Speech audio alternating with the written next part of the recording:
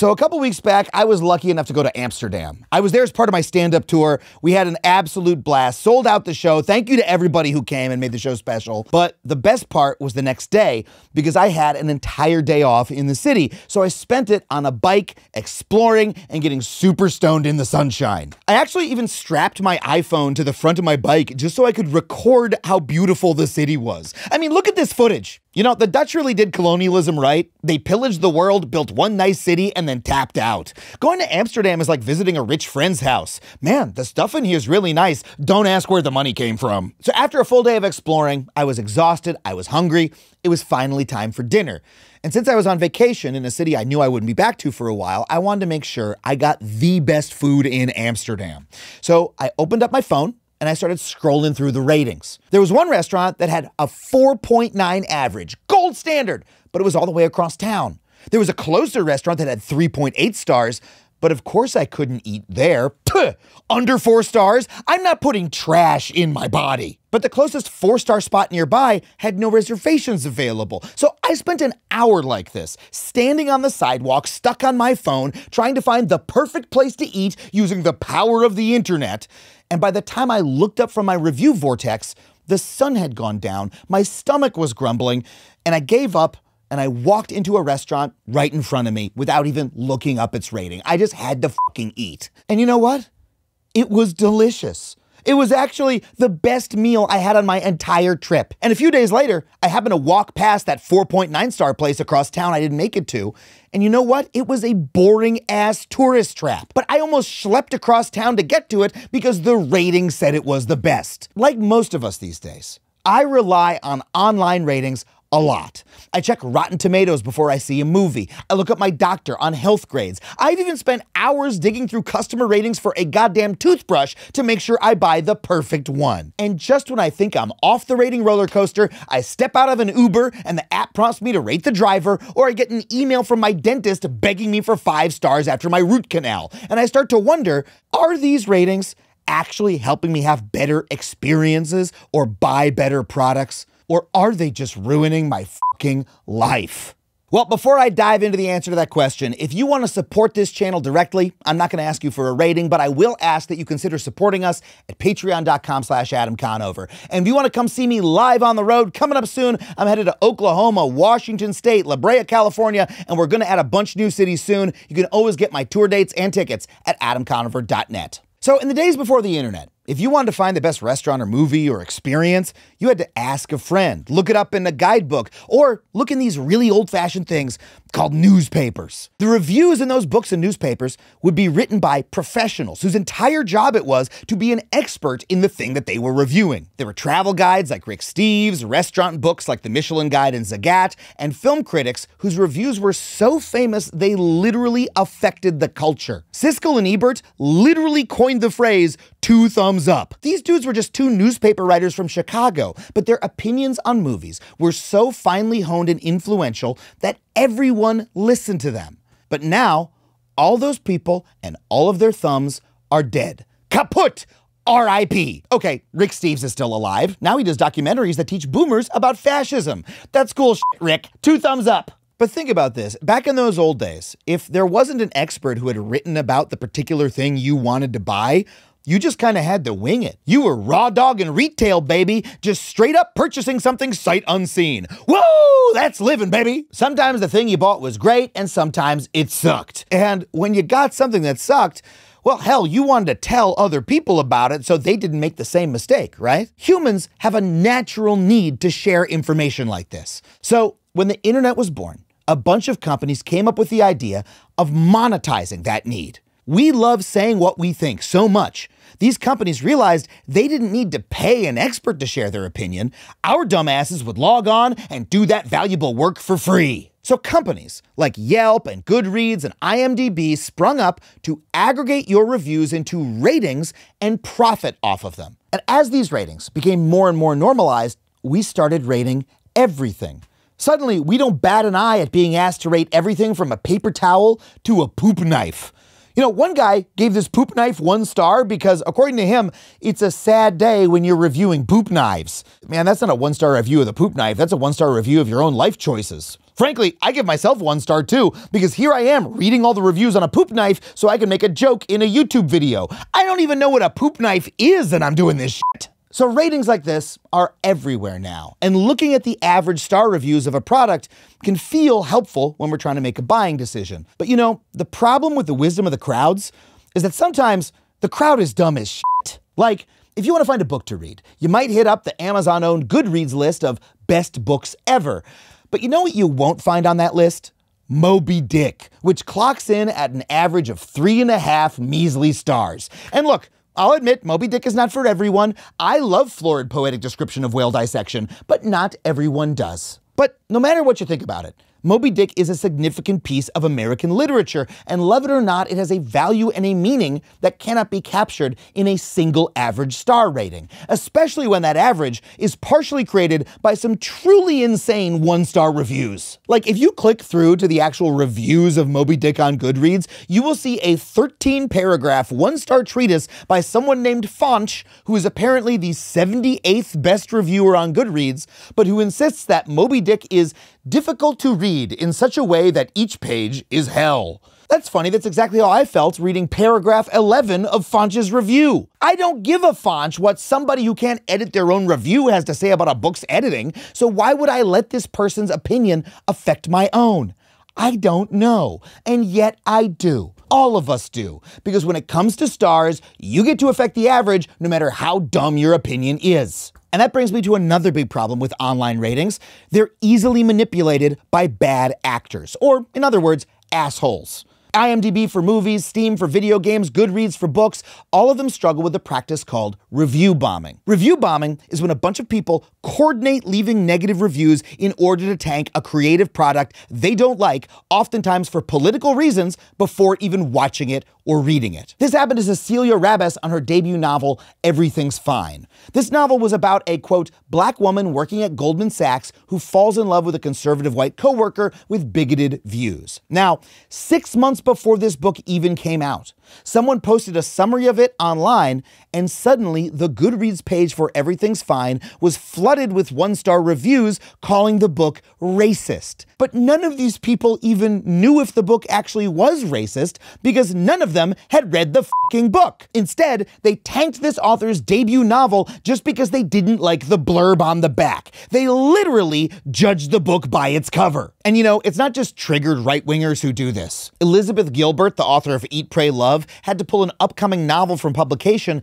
after it was review bombed because, get this, it was set in Russia. Yeah, this was a year after Russia's war on Ukraine had begun, and some of the reviewers thought it was, I really shit you not, insensitive to set a story in Russia. It wasn't like she wrote a puff piece about Putin, okay? This was a novel about a family in the mid-20th century trying to escape the Soviets. It had nothing to do with the modern geopolitical climate, but that didn't matter to the crowd of reviewers. They brought down the star rating, and Gilbert responded by shelving the book entirely. And to me, this is crazy. She started writing this book before the war even began. Are we that sure that there is no value in any story set in one of the biggest countries in the world? I'm not even sure that this book was controversial in any way because no one ever got to read it. But even if it was, books, at least some books, are supposed to be about difficult subject matter. And this is why I also think it's so weird when books like Moby Dick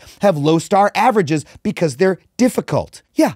Books are supposed to be difficult sometimes. They're supposed to challenge you. They're supposed to open up a new world. They're not always supposed to be fun or be set in exactly the place you want them to be or tie up neatly with relatable characters in exactly the way you want them to. A book is not a Chipotle that's supposed to make it your way or else you complain to the manager. It's fucking art. Sometimes it's not supposed to give you an experience that is exactly what you wanted. It's supposed to give you an experience that is complicated and difficult that cannot be captured along an axis of 5 fucking stars. Even if it could, another huge problem with average star ratings is whose reviews actually get counted. Sure, on IMDb, any user can review a movie, but in order for that rating to count towards the top lists, that reviewer has to be a regular voter, and IMDb won't even disclose what it takes to become a regular voter. But you know what?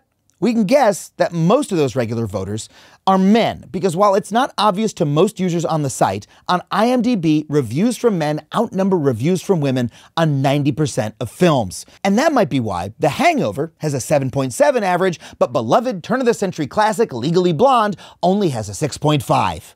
I mean, both of these movies were massive hits that had a huge effect on American culture. Everyone remembers Zach Galifianakis holding that baby Bjorn.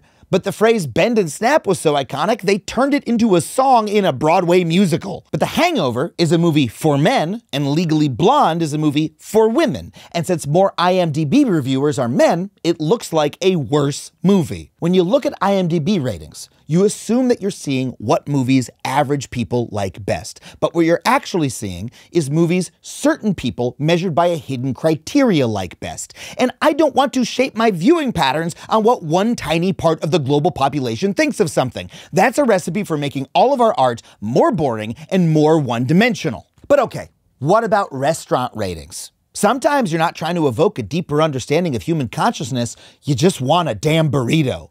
But restaurant ratings are really weird too. First of all, when it comes to restaurants, we all know that a full-blown 5-star average has gotta be fake, right? The real rating system is a lot more narrow. It goes from 4.5 stars, an absolute rave, to 3.5 stars, a devastating pan. 4.5 stars, best meal of your life. 3.5 stars, I will die if I eat there. Isn't it weird though, that I treat that rating as so important, when so many of the people who leave the ratings base them on things I don't give a shit about? Like, how about people who complain about the service?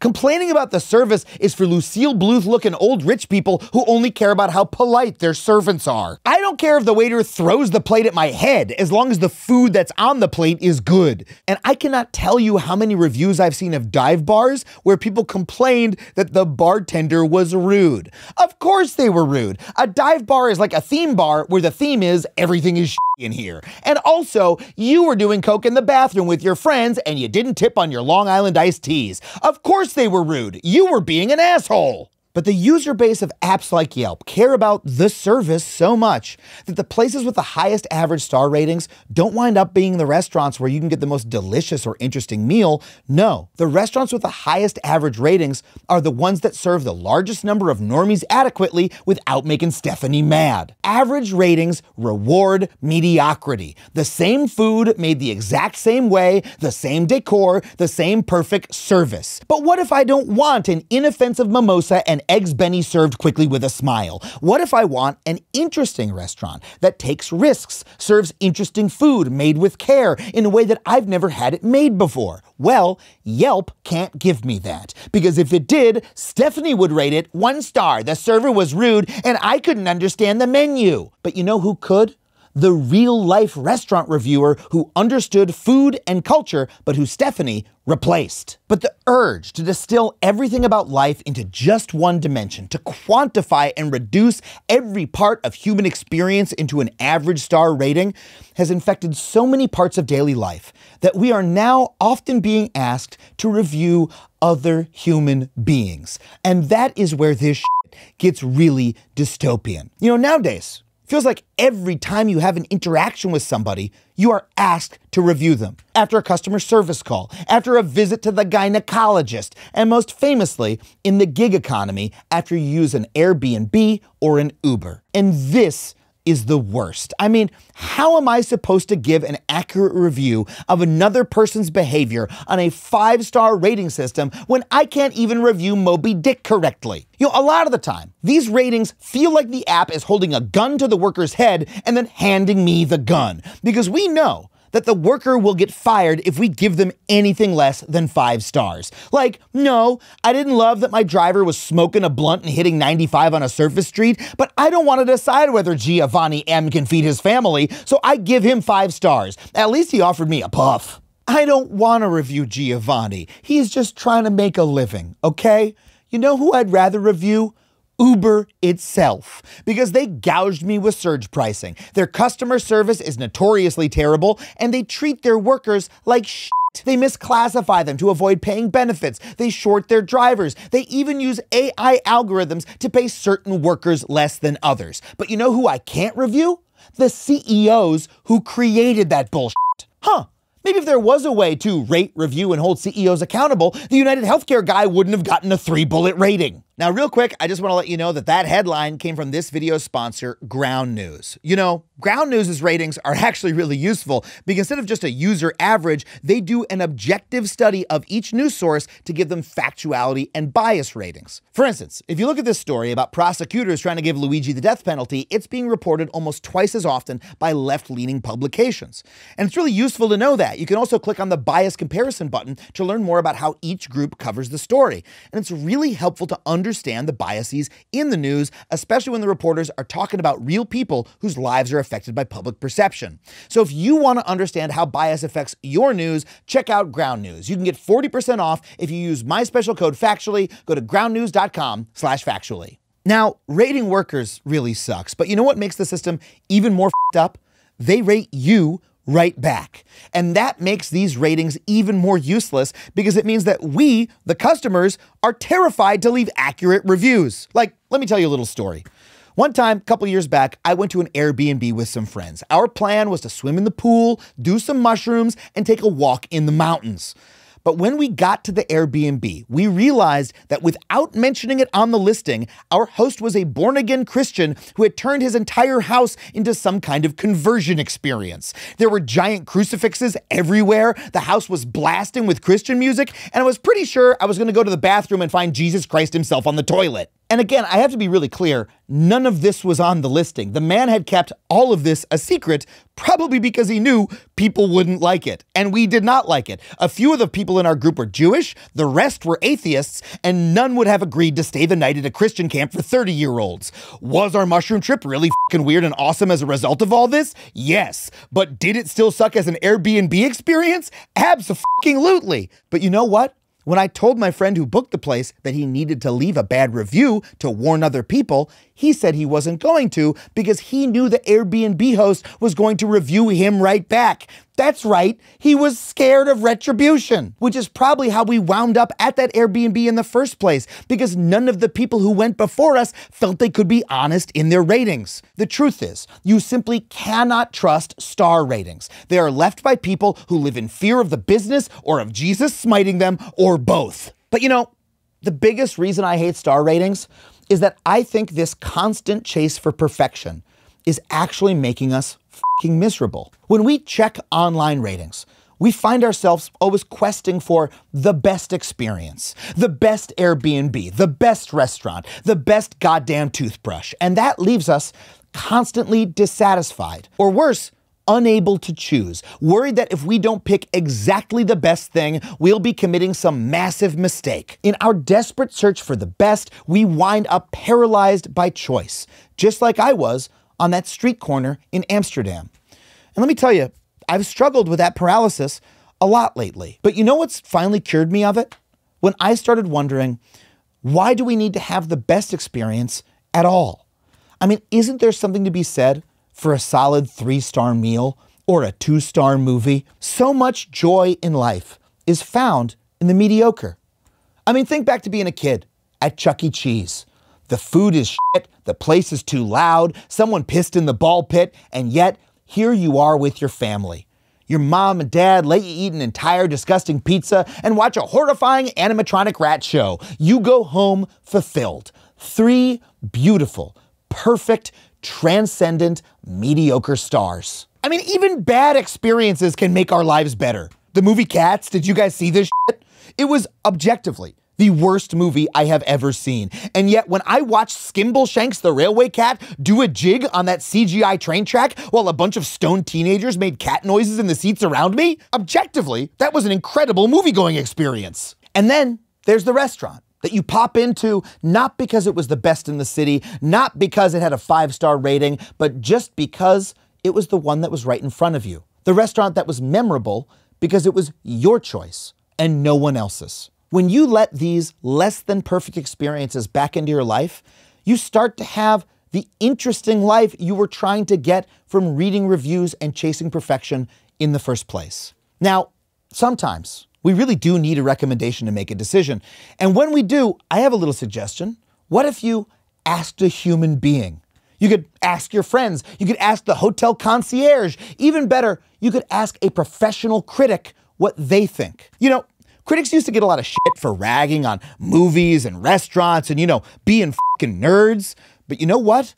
It's good to have nerds who are able to make a living because they know so much about a particular subject. They can point you to a restaurant or a movie or a video game you never would have heard of otherwise. That is what they are fucking for. And yeah, sure, Siskel and Ebert may be giving the thumbs up to heaven and the thumbs down to hell right now, but there are tons of critics who are doing great work in newsletters, on YouTube, and yes, even on goddamn websites. The ones that still exist. So my advice to you is find a critic out there who you like and support them. And again, I really want to emphasize that, one that you like. Because you know what? The rest of humanity's ratings of perfection are not the point. You are. Your life is not supposed to be 5 stars all the time. It's supposed to be yours, filled with experiences that only you will have, things that only you will own, moments where you notice life's tiny joys, the small things that may resonate only with you. And if you start paying attention to what those things are, well, that is when you will begin to develop a taste all your own for a life that belongs only to you and that cannot be contained in 5 measly stars.